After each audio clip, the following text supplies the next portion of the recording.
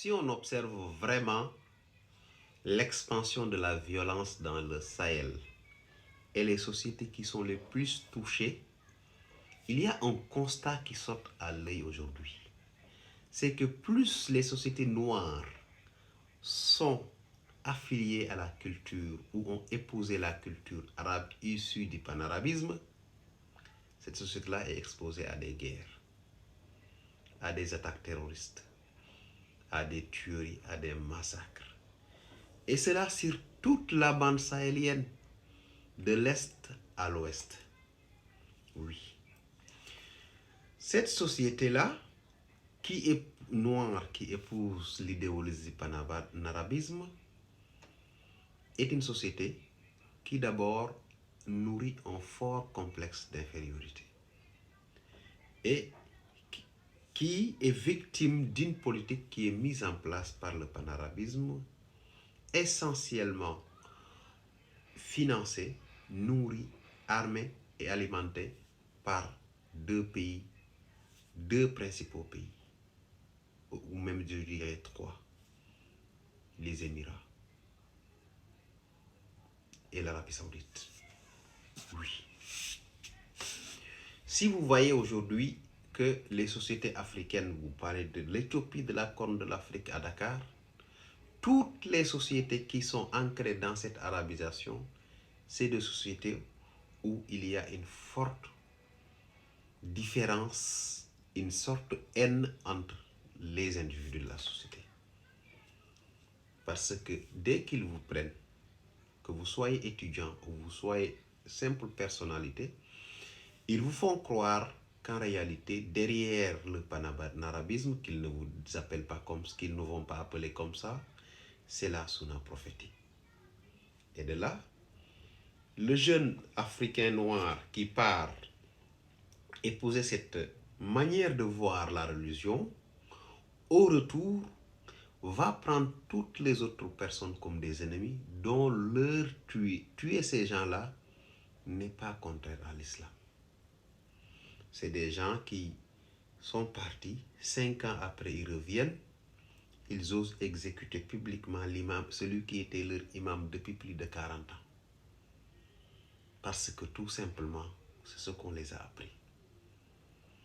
Et les seules sociétés noires, musulmanes, qui ont aujourd'hui résisté, ou bien où il y a la paix entre les musulmans, il n'y a pas de menace terroriste, où tout le monde vit en communion, en toute cohésion, c'est les sociétés où les conflits sont très bien ancrés.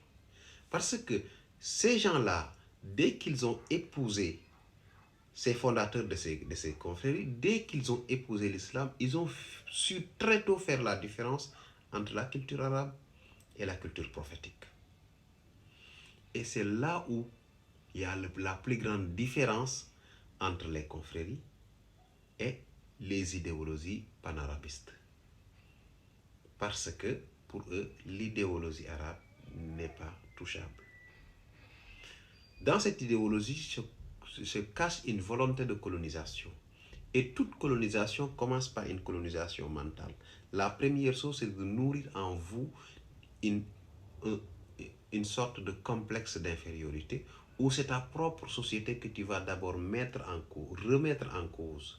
Les valeurs qui sous-tendent votre société, que vous soyez une société musulmane ou non musulmane, dès que vous épousez cette idéologie, dès que vous êtes formé dans ces écoles ou ces universités où c'est le panarabisme qui mène le bal, vous avez déjà envie de tout réformer dans votre société.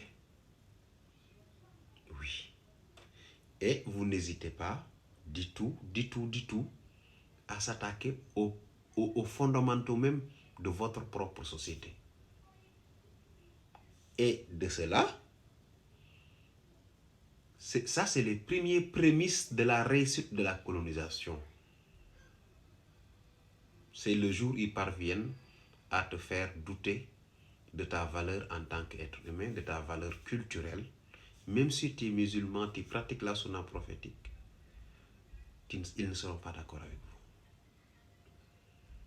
vous. C'est pour cela, tous les pays aujourd'hui qui sont derrière ces idéologies, je peux dire les pays pétroliers, c'est des pays aujourd'hui qui nourrissent, qui arment, qui financent. Et dès qu'ils arrivent, la première chose qu'ils font, ils se cachent derrière la religion. Ils se cachent derrière la religion, comme certains prêtres l'ont fait quand ils venaient en Afrique. En réalité, leur but réel n'était pas de vous donner une religion. Le but réel, c'est d'acheter ta conscience, de te permettre d'avoir un sentiment d'infériorité, ce qui te permettra d'avoir une ascendance psychologique et de te dominer, de te manipuler. C'est pourquoi là, dès qu'ils n'ont pas pu faire ça au niveau des gens des confréries, c'est la guerre. Là, si vous allez dans des pays comme le Sénégal, c'est la guerre idéologique. On n'est pas encore arrivé à l'étape des armes au Sénégal. Mais dans les autres pays où il n'y a pas de confrérie, ils ont écrasé tout ce qu'ils avaient sur place. Maintenant, c'est la guerre. Vous obéissez ou on vous tue. Et si on vous tue, c'est normal parce que vous nous avez désobéi. Vous l'avez au Nord-Mali, vous l'avez au Niger, vous l'avez dans certaines parties du Tchad, vous l'avez au Soudan, vous l'avez jusqu'à la Corne de l'Afrique. Toute la société noire arabisée du Sahel, de la bande sahélienne, même jusqu'au Nigeria, est touchée par ce phénomène d'arabisation qui est le moteur aujourd'hui du terrorisme et de toutes les guerres autour des ressources dans la bande sahélienne. Soit c'est eux qui arment, soit c'est eux qui payent les salaires des combattants. Parfois même, c'est eux qui vont acheter ils vont aller acheter ou louer des mercenaires. Je ne sais pas quel terme utiliser quand il s'agit de mercenaires. En tout cas, c'est eux qui payent. Donc, les jeunes africains doivent se réveiller.